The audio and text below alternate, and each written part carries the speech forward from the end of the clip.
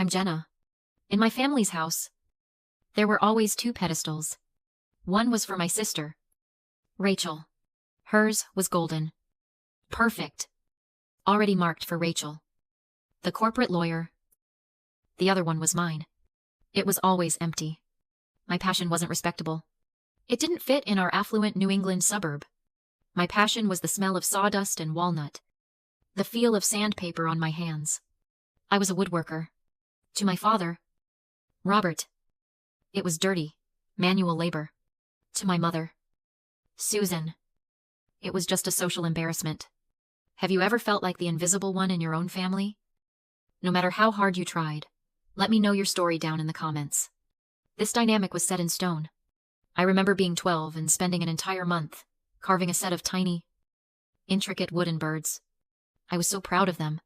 I showed my mom, Susan, and she just smiled that tight smile and said, "Oh, that's nice. Jenna, just make sure you clean up that sawdust." A week later, I saw them in the trash. That same weekend, Rachel won a regional debate tournament. My dad, Robert, cleared a whole section of the living room bookcase for her trophy. He even went out and bought a new shelf just for it.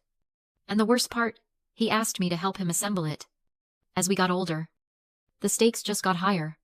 When Rachel graduated from law school, she landed a job at a massive firm in the city. They gave her a 6-figure signing bonus. A 6-figure bonus. My parents threw the most lavish party I'd ever seen. All their friends from the country club were there, patting my dad on the back. "You must be so proud, Robert," they'd say, and he'd beam. His chest puffed out. "That's my girl. A real career." Around the same time, I got my first big commission. It was from a local chef who'd seen one of my pieces. He wanted a set of artisanal cutting boards for his restaurant. It was my first real, professional order. I made a few $100s. I was so excited. I went home holding the check, and I told my parents. My mom just looked confused. Cutting boards, like, for vegetables. My dad didn't even look up from his newspaper. He just scoffed. "A few $100s, your sister's bonus, is more than most people's yearly salary. When are you going to stop playing with splinters and get a real job?" Jenna. I didn't understand it then. I just felt that familiar, cold sting of not being good enough. But looking back, I see it perfectly. I realize now, our family wasn't a family. It was a system. A narcissistic family system. In that system, Rachel was the golden child. She was the one who did everything right. The one who proved to the world that they were good parents. Her achievements were their achievements. She was their shiny, perfect reflection.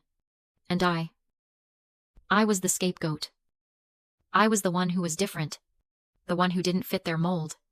I was the place they poured all their disappointment, all their frustration, all their fears about their own status. It didn't matter what I did, or how hard I worked. My role was to be the problem. It was never about me, or about Rachel. It was about them. It was about their egos. I spent my whole life trying to win a game that was rigged from the start. I just hadn't realized that the only way to win was to stop playing. But that lesson wouldn't come until later. First came the humiliation. The breaking point came on my parents' 30th wedding anniversary. I decided I was going to do it. I was going to make something so big, so beautiful, so undeniable that they would finally have to see me. They would finally have to admit that my hobby was a real talent.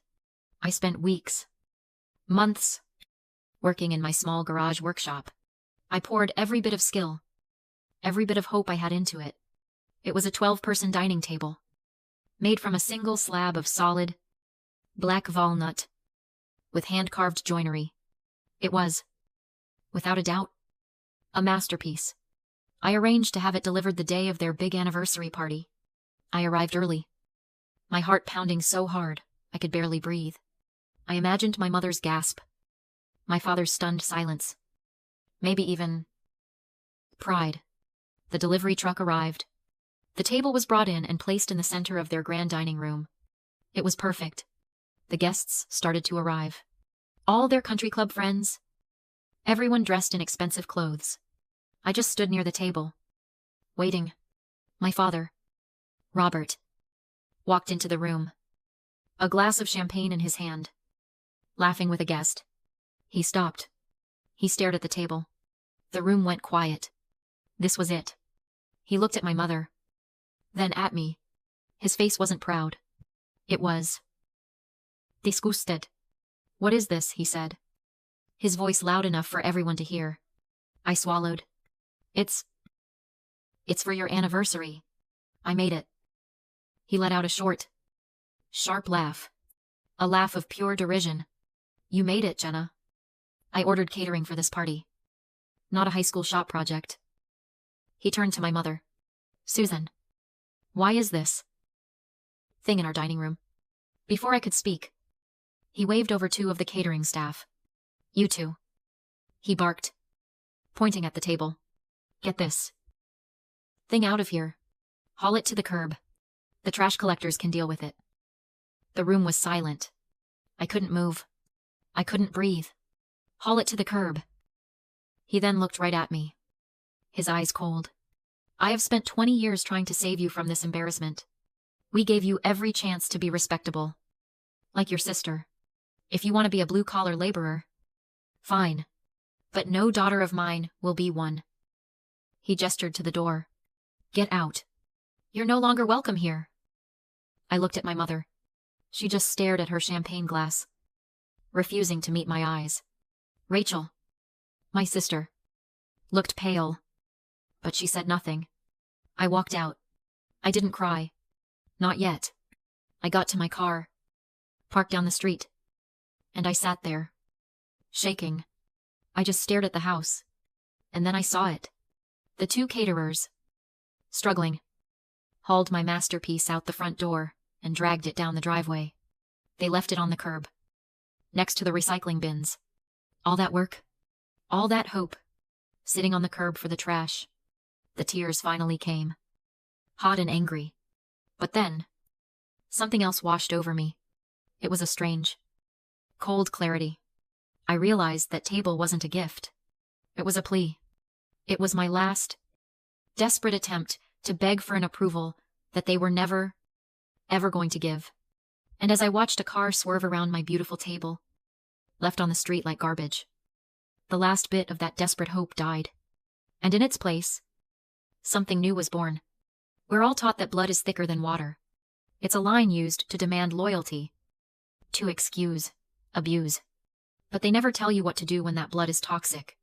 That night, I learned that being disowned is only a threat if you still want to be owned. For me, it wasn't a rejection. It was a liberation. I was finally, completely, free. I started the car, and I drove away. I was finally going to build my own life. From my own blueprint. 4 years. That's how long it had been since I drove away from that house. Since I watched my table get hauled to the curb. 4 years of silence. In that time, I didn't just build a life. I built an empire. My garage workshop was gone. In its place was Artisan Grain Studio, a 5,000 square foot workshop and showroom in a revitalized warehouse district. The air was thick with the smell of white oak and coffee. I had a staff of 6. Our pieces were being featured in design magazines I used to just dream about. I was no longer the girl pleading for approval. I was the boss. I was the artist. And I wasn't alone. I had Elias, my fiancé, a man who loved the smell of sawdust on my clothes and thought my calloused hands were beautiful. We were building our own life, our own home, filling it with pieces we designed. We built. I was happy. Truly. Deeply happy. The ache of my old family had faded, replaced by the warmth of the new one I had built. Then, one Tuesday afternoon, my phone rang. I was in the studio, sketching out a new chair design, when I saw the name flash on the screen. Susan. My heart didn't leap. It didn't ache. It just stopped. 4 years of silence.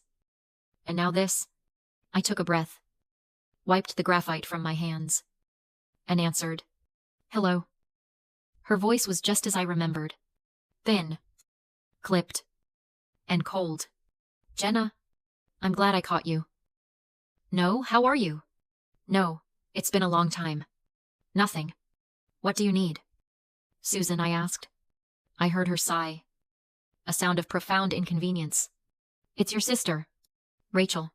Her law firm had... Well, there were massive layoffs. It's a terrible market. I waited. I knew this wasn't a social call. She's been looking for weeks. And frankly, it's becoming an embarrassment. Susan continued. I'm sorry to hear that, I said, my voice flat. Yes. Well, your father and I have been discussing it. And we've come up with a solution. A solution. Of course they did. Robert and I agreed, she said, her voice suddenly businesslike.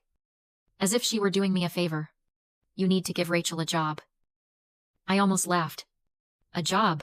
Doing what we're a little overqualified for a receptionist here. Her voice turned sharp. Don't be difficult, Jenna. A real job. With her legal mind. She should run the business side. Of course. Handle the clients. The finances. You're obviously not equipped for that. You can just, handle the wood. I was silent. The audacity of it. The sheer, breathtaking arrogance. After 4 years. After disowning me. After throwing my masterpiece in the trash. They were calling to demand. I hand over control of my company to the golden child.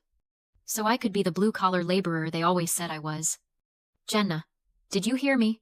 Susan's voice snapped. Impatient. This is the perfect arrangement. It'll give Rachel her confidence back. I have to go, I said. My voice is cold and hard as polished stone. Wait. We haven't finished. I hung up. I stood there for a long time.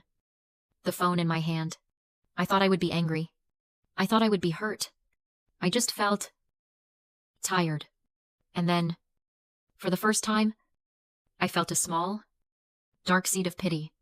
Not for Rachel, but for them. That this is all they were.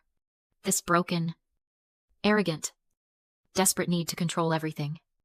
Even the daughter, they threw away. I put the phone on silent and went back to my designs. I figured that would be the end of it. I had hung up on my mother. I had made my choice. I went back to my life. To Elias. To my work. But a week later, my phone rang again. An unknown number this time. I almost ignored it. But something made me answer. Hello. Jenna? My blood ran cold. It was Rachel. I hadn't heard her voice in 4 years. Not since that awful party. I immediately put my walls up, bracing for the second wave of the attack.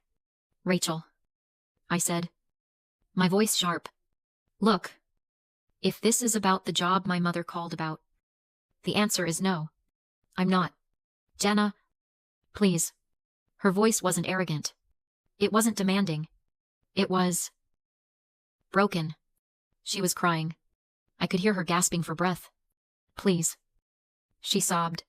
I'm so sorry. I had no idea they called you. I swear. I would never, ever ask that. I'm so embarrassed. I stood there, completely stunned. This was not the conversation I had prepared for. The anger I had been holding, ready to deploy, just vanished. What are you talking about? I said, my voice suddenly soft. I didn't know they were going to do that. She cried. I've been staying at a friend's place. I lost my job. Jenna. I lost everything. And when I finally told them, they looked at me, just like they looked at you. She took a shaky breath. I'm not a lawyer anymore. And suddenly, I'm not their daughter anymore. I just listened. My mind reeling. You have to understand, she said, her voice desperate. You think? You think you were the only one in a cage? I didn't know what to say. Yours was just visible. Jenna. Mine was gilded. It was the golden child's gilded cage. I was the one who had to be perfect, she said, the words tumbling out. I was their performing pony. I had to get the perfect grades. I had to win the debate trophies. I had to get into the Ivy League law school. I had to get the six-figure signing bonus. All so they could feel successful. All so they could brag to their friends at the country club. Rachel. I never knew. Of course you didn't. How could you? She said. A bitter laugh mixed with a sob. I hated it. I hated law school. I hated every 60-hour week at that soul-crushing firm. But it was the only way I could get them to look at me with love. With that pride. Her voice cracked. And the second it was gone. The second I failed. The love vanished. Just like that. I wasn't their daughter. Jenna. I was their status symbol. And the moment I lost my status, I was just as disposable as your table on the curb. I sank into my office chair. All the jealousy. All the resentment I had felt for my perfect sister my entire life. It was all a lie. She wasn't my rival. She was just the other victim. Rachel. I said. My voice barely a whisper. Where are you? We talked for a long time. For the first time. Really. Not as the scapegoat and the golden child. But just as sisters. She told me she was done with law. She was terrified. But she was thinking of going back to school for landscape architecture. Something she'd secretly loved her whole life. And I found myself proud of her. But there was one thing that was still eating at me. A piece that didn't fit. Rachel. I said. My voice quiet. I'm so glad you called me. But I have to ask. How did you know I'd be okay? Back then. I mean, after the party, I almost gave up on woodworking entirely. There was a long pause on the line. I could hear her take a shaky breath. You almost did, she whispered. What do you mean? You were so beaten down. Jenna? I was terrified you'd just let them win. That you'd just get that real job Dad was always screaming about. So what happened? I asked. Confused. What changed my studio? It only happened because I got that one massive commission. The one that put me on the map. I remember, she said. It was crazy. Right when I was at my lowest, this anonymous order came through. A brand new law firm. Downtown. They wanted their entire office suite done. Desks. Conference table. Bookshelves. Everything. It was the commission that let me rent the studio. It was the money that let me hire my first helper. It was everything. Rachel. It was the start of everything. I was smiling. Just thinking about it. That unbelievable stroke of luck. Who was it? I asked. I tried to find out for years. To thank them. But the order was placed through a holding company, or something. The line was silent. Rachel. Her voice was thick with emotion when she finally spoke. It was a new law firm. Jenna. My law firm. I froze. The phone felt suddenly heavy in my hand. What? What are you saying? Do you remember that six-figure signing bonus? She said. Her voice cracking.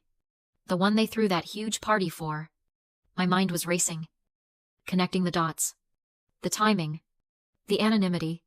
The law firm. Rachel. No. I used every last cent of it. Jenna. She confessed. The tears flowing freely now. I knew I was a fraud. I knew I was just the one who obeyed.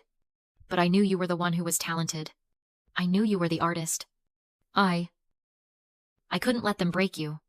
I couldn't let them win. I couldn't speak. I just sat there. In the beautiful office she had paid for. Surrounded by the successful business she had secretly founded. All those years, I had seen her as the rival. The one who had everything. And in reality, she was my secret patron. My anonymous benefactor. My sister. After my call with Rachel, I finally understood. The anger I'd held onto for my parents. It just dissolved. It was replaced by a kind of cold Quiet pity. They weren't monsters. They were just empty. So when my mother, Susan, called me back a few days later, her voice sharp and demanding, "Well, have you spoken to Robert? We expect you to do the right thing for your sister." I didn't feel anger. I just felt done. "Hello? Susan," I said, my voice calm. "Jenna, stop this foolishness. Your father is very upset. You will give Rachel the job. Is that clear? She'll start on Monday." I took a deep breath and looked out my office window at the bustling studio. At the life I had built. The life Rachel had helped me build. "No," I said. The silence on the line was heavy. "What?" "What did you say?" I said no. I won't be giving Rachel a job. And I won't be helping you. I paused. And then I said the words I needed to say. But I've spoken to Rachel. And I will be helping her. As her sister. We're figuring out her next steps for landscape architecture school. I heard a sharp intake of breath. "You. To you what landscape?" That's just gardening. She's a lawyer. You've poisoned her. You ungrateful. Goodbye. "Susan," I said. And I hung up. That was the last time we ever spoke. I learned. Through Rachel. What happened next? After she told them she was leaving the law for good, to study design. They did the only thing they knew how to do. They disowned her. 2. They told everyone at the country club. Anyone who would listen. What terrible, ungrateful daughters they had. One, a glorified carpenter. And the other, a disgraced lawyer, who now plays in the dirt. They are alone now. Robert and Susan. In that big, quiet house. With their perfect furniture and their paid-for club memberships. Their pedestals are both empty. The artisan grain studio is busier than ever. This morning, the air smells like fresh-cut maple and espresso. My fiancé, Elias, just dropped by to bring me my favorite coffee. I'm at my main drafting table, sketching out a new blueprint, a complex, beautiful chair design. I'm so focused. I don't hear the door open. "You're going to burn yourself out. You know." I look up. It's Rachel. She's holding 2 coffees, and under her arm is a huge roll of blueprints. She looks happy. Her hair is in a messy bun. And there's a smudge of charcoal on her cheek. She's glowing. She spreads her own designs out on a slab of reclaimed white oak I've been saving. They're beautiful. Hand-drawn plans for an outdoor showroom. Integrated with a green space. "Got a minute?" she asks. A grin on her face. "I have an idea for the new courtyard space. If we use native grasses, we can create a sustainable..." I smile. And I grab my own pencil. We get to work. 2 sisters. Finally building something together. It took me 30 years to learn that family isn't something you're born into. It's something you build. And it's worth building right. With the strongest materials. Thank you for listening to my story. If this resonated with you, please share it with someone who needs to hear it. And don't forget to subscribe for more stories about building a life on your own terms. Now, I want to hear from you. Who is your chosen family?